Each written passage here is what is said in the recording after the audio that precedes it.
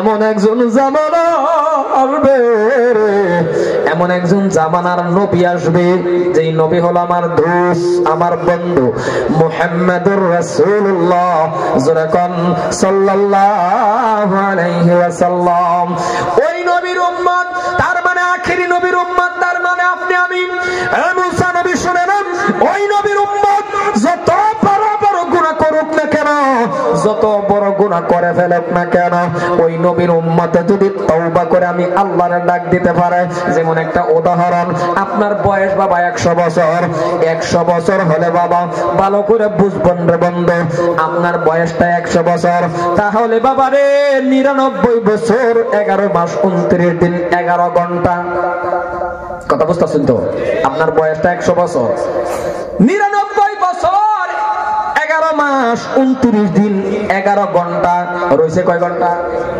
জোরে কোন কয় ঘন্টা? 1 ঘন্টার বাপ। আল্লাহ বলেন মুসা রে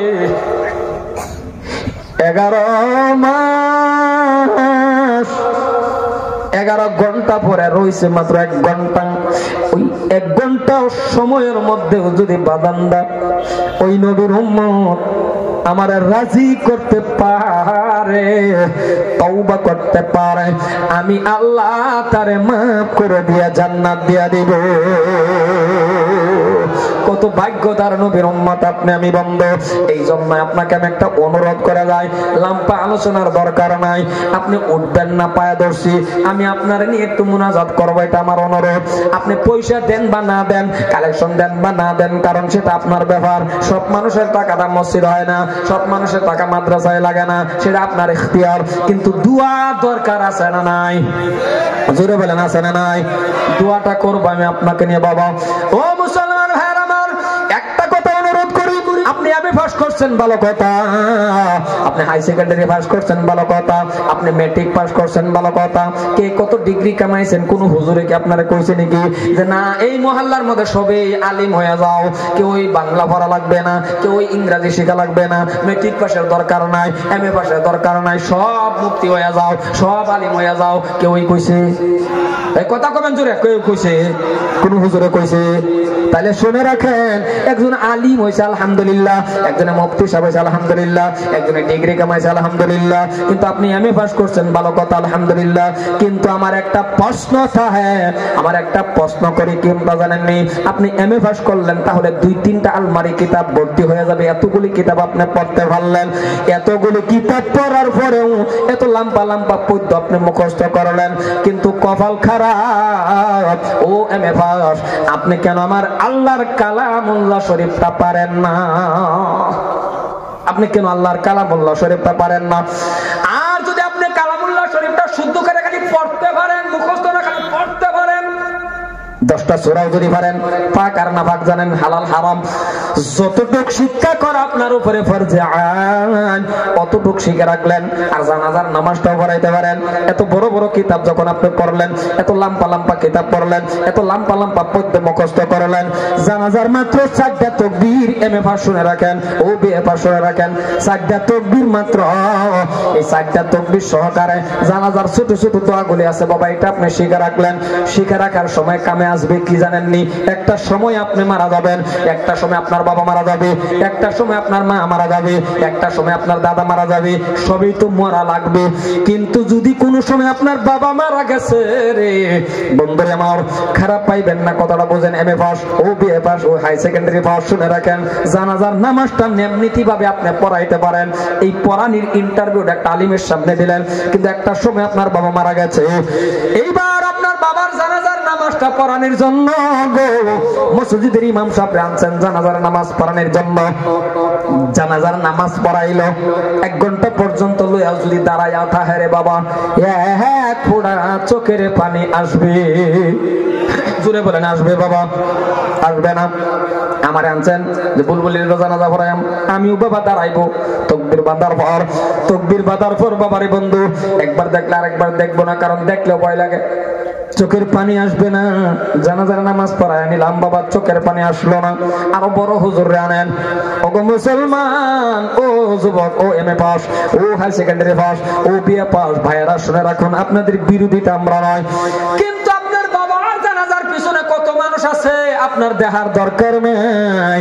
আপনার বাবার সামনে রাখিয়া, আপনার মাকে সামনে রাখিয়া আপনি যদি বন্ধুরে আপনি যদি দাঁড়ায়া বলতে পারেন আল্লাহু আকবার বলে বাবা নিয়ত করলেন, তাকায় দেখলেন বাবা, তাকায় দেখলেন মা, তিনটা সাদা কাপড়ের ভিতরে আপনার বাবা ঘুমাইতেছে।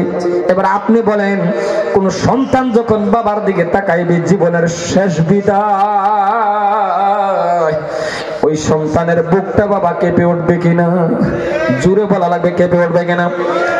মনে পড়ে যাবে আল্লাহ এ আদরের বাবা পরীক্ষার ফিস দেওয়ার সময় মানুষের ঘরে ঘরে কাজ করছে রৌদ্রের মধ্যে গো আল্লাহ। এ আদরের মা গো 10টা মাস 10 দিন গর্ভের মধ্যে রাখছে।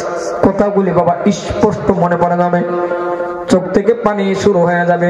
2 নম্বর তাকবীর যখন বলবে আল্লাহু আকবার, 3 নম্বর বলবে আল্লাহু আকবার, 4 নম্বর যখন বলবে আল্লাহু আকবার, আল্লাহু আকবার বলে নিয়ত বাঁধবে, চোখ থেকে পানি শুরু হয়ে যাবে, কান্না বাহির হয়ে যাবে। আল্লাহ পাক রব্বুল আলামিন বলেন, সন্তান রে কান্দিস না, আমি আল্লাহ দেখতেছি কেন কান্দতে চাও। আমি আল্লাহর কুদরতের রুমাল দিয়ে তোর চোখের পানি মুছে দিলাম, তোর মা বাবার গুনাহ আমি আল্লাহ মাফ করে দিয়েছি।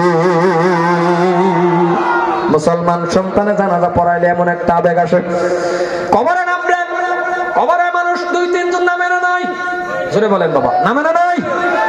সর্বশেষ দুজন চলে আসে, কয়জন থাকে? আরে জোরে বলেন বাবা, কয়জন? প্রত্যেকটা মানুষ, আপনিও যাবেন, আপনার প্রত্যেকটা মানুষ কবরে যাবে বাবা। একজন যখন থাকে, ওই থাকাটার সময় যদি আপন ছেলে থাকে, নিজের সন্তান যদি কবরে নামে, কিসের ডর? কেন ডর? ডরের কথা না, কারণ বাবা মাকে নিয়ে যখন সন্তান কবরে নামবে, এই জায়গায় একটা কাজ আছে। এই কাজটা হলো প্রত্যেকটা বাবার, প্রত্যেকটা মার মুখের থেকে কাপড় সরাইয়া দেয়, মুখখানা কেবলার দিকে করে না নাই? এই জোরে বলা লাগেন, করে না নাই? ওই ঠান্ডার মধ্যে যদি কোন নিজের আপন সন্তান 2টা হাত যখন শেষবারের মতন বাবার মুখের মধ্যে লাগে, শেষবারের মতন নিজের মার মুখের মধ্যে নরম হাত লাগাবে, এটাই তার জীবনের শেষ। তোর জীবনের শেষবারের মতন কবরের ভিতরে যখন সন্তান হাতখানা লাগাই দিবে রে বাবা, মার মুখের মধ্যে হাত লাগায় আস্তে আস্তে করে মাথাটা ঘুরাই বের পশ্চিম দিকে করবে। প্রত্যেকটা সন্তান কেঁদে ফেলবে, কারণ জীবনের শেষবারের মতন মার মুখে হাত দিল, বাবার মুখে হাত দিল, আর দিতে পারবে না। না পারবে? জুড়ে বলেন বাবা, পারবে কি? ওই টাইমটার মধ্যে সন্তানের মনে মরে যাবে, আল্লাহ আমার বাবার মুখের মধ্যে আমি আর ধরতে পারবো। কারণ যার বাবা নাই গো, সে বুঝতে পারে বাবা মা কেমন। কারণ বয়সটা 70-80 ব্যাপারও যদি হয়ে যায়, 70 বছরের যেমন আমাদের হ্যাঁ হুজুর, যদি উনার বাবা এখনো জীবিত আছে বা নাই জানি না, যদি বাবা জীবিত আছে তাহলে এখান থেকে যদি ডাক দিতে পারে বাবা, অন্তর ঠান্ডা